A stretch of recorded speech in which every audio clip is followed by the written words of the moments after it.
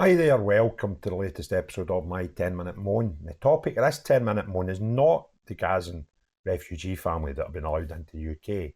The topic is the judge who allowed them to do so. The case everyone's talking about, for some reason this happened over a year ago, that a family of 6 from Gaza were granted asylum in the UK under the terms of the Ukrainian refugee visa application that was open for 3 years. Now, this was after that thing had actually closed. So there was no Ukrainian application scheme.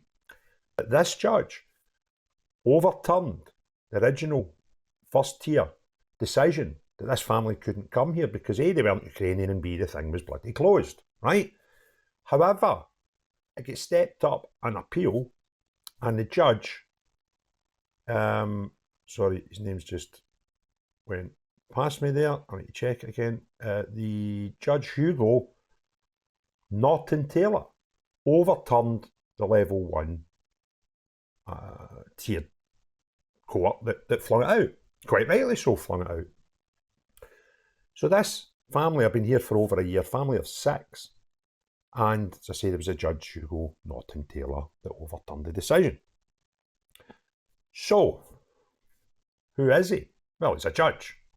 But he's quite a nice judge if you're a refugee, because back in 2022, 10th of July, round about then, a refugee murdered his wife and lied that he was bisexual to stay in Britain, dodge deportation under Europe's human rights law.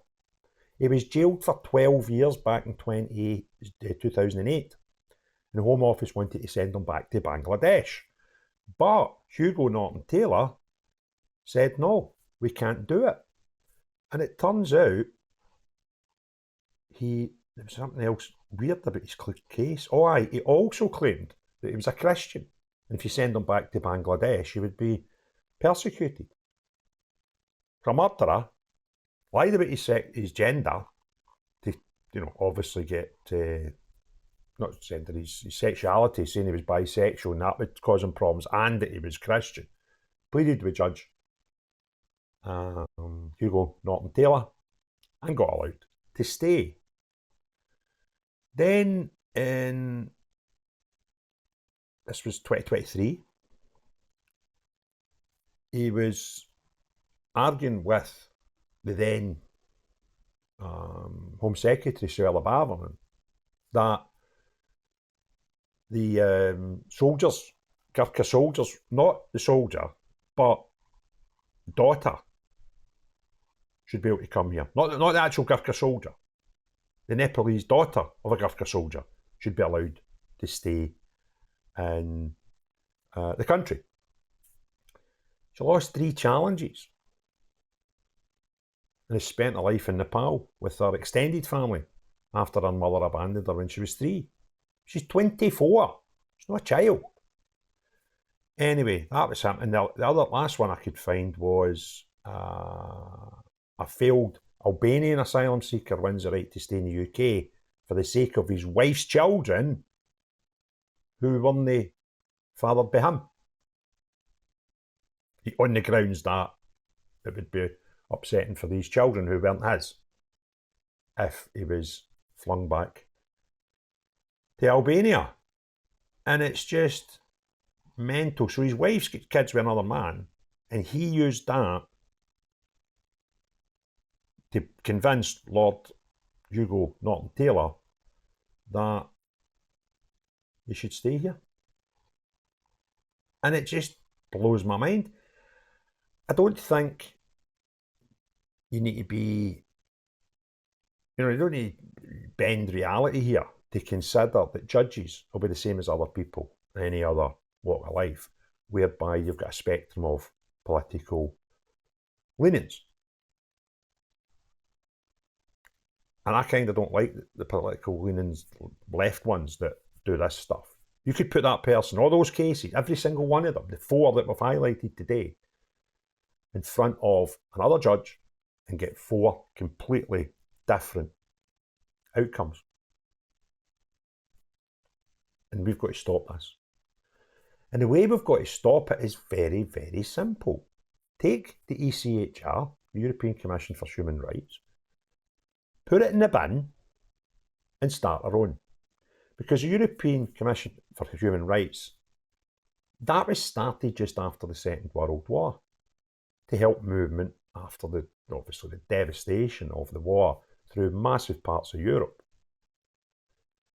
And we need to go, right, well, it's no fit for purpose anymore. The world's changed. We're not looking at, maybe bringing folk from Dresden and giving them new homes, or people in some areas in France or whatever. That's not what we're doing anymore. And we're too big. You know what to do? Go and have a wee look at a map. A big globe map, right?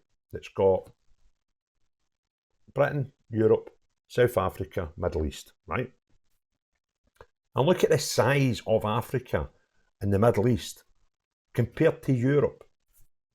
And what we're doing is we're saying, see everybody here, you can come here. And it's idiotic. And it's even in its simplest terms, it's idiotic. We cannot and should not help everybody. But unfortunately, the amount of illegal immigrants and fake asylum seekers means that people who are genuine asylum seekers have terrible problems, end up getting parked and parked. Baraka, who's the young guy on YouTube that I've been on his show, he's been on mine. He spent the first 14 years of his life in a 2-mile wide refugee camp in Rwanda because his parents literally fled their house as the war was approaching them. And they were there for 17 years. He was born in the camp, and for the first 14 years of his life, never got out. And that's because we've got so many fake asylum seekers blocking the system. We've got no space for the genuine ones. And that's wrong. That's really wrong in so many levels.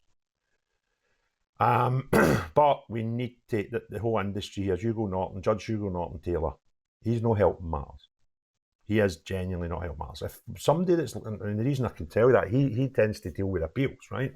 So that means a judge with good understanding of the law in the tier below has said no to an application. And he finds ways of saying yes. It's bonkers. And it needs to stop. If you enjoyed the video, give me a thumbs up. If you've not already done so, please hit subscribe and the notification button. Let me know your opinions below, please. That's always good fun. But most importantly of all, unless you're the type of person that wants to bend the rules to suit your narrative and your politics, well, not you, but everyone else, have a great day. Cheerio, bye now.